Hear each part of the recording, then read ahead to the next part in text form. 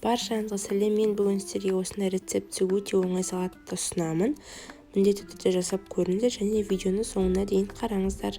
Бізге помидор, огурцы, майонез, кирешки және кукуруза қажет болады. Бірінші огурцыйды осылай дөңгелектеп турап аласыздар. Сосын ұзынша, кейін кубик қылып турайсыздар. Видеода көрсетілгендей. Турап болған огурцыларымызды үлкенірек тарелканың бір шетіне орналастырамыз.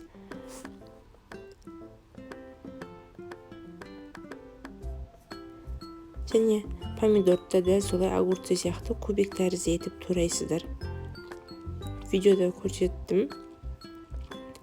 Және кукуруза саламыз бірінші. Помидорды ешқашанда кирешкенің жанына қоймаңыздар, себебі помидордың суынан кирешке жүріп кетсе салаттың дәмі онша болмай қалуы мүмкін.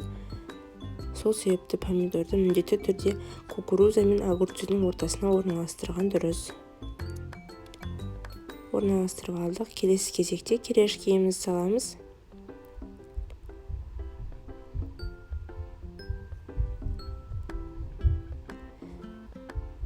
Және ортасына майонез.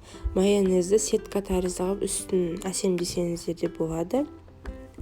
Және дәміне қарай кішкене тұз себесіздер. Сонымен салатымыз дайын болады. Араластырып жей берсеңіздер болады. Бұл салатты міндетті түрде жасап көріңіздер.